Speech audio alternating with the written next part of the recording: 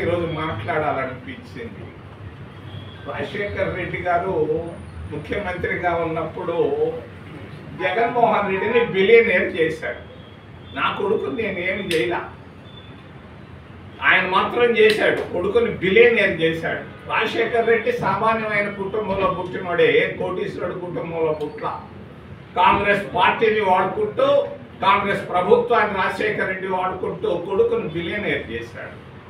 మరి ఎంతైతేనేమి నేను ఆయన పొగడతాను. రాజశేఖర రెడ్డి కుమారుడు చెన్నారెడ్డి కొడుకు సాధించలేకపోయినాడు, వెంకటరావు కొడుకు సాధించలేకపోయినాడు, విజయభాస్కర్ రెడ్డి కొడుకు సాధించలేనటువంటి దాన్ని మా ఫ్రెండ్ రాజశేఖర రెడ్డి కొడుకు కష్టపడి ముఖ్యమంత్రి అయ్యాడు.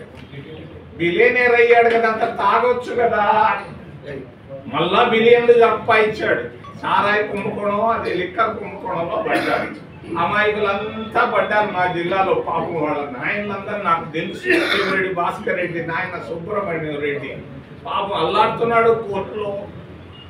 మరి ఇంకొక ఎంపీ మా రామచంద్రారెడ్డి కొడుకు ఆ లిక్కర్ కేసులు ఇరుక్కొని కష్టాలు పడుతున్నాడు. ఇంకొక ఆయన గోవర్ధన్ రెడ్డి.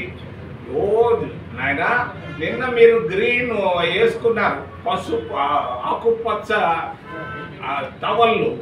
అది చూసిన తర్వాత నాకు అనిపించింది, ఎందుకయా నీ పైన ఉన్నటువంటి కేసులు, నీ పైన ఉన్నటువంటి అవినీతి అభియోగాలు ఇవన్నిటిని మాఫీ చేసుకొని కుటుంబంతో పెళ్ళాం బిడ్డలతో హాయిగా జీవించేదానికి ప్రయత్నం చేయి. కానీ మళ్ళా నువ్వు రావాలా ముఖ్యమంత్రి అంటే మేము ఒప్పుకోము, అది సాధ్యం కానే కాదని తెలియజేస్తూ మరి తెలియని రహస్యాన్ని కూడా చెప్పదలుచుకున్నాను.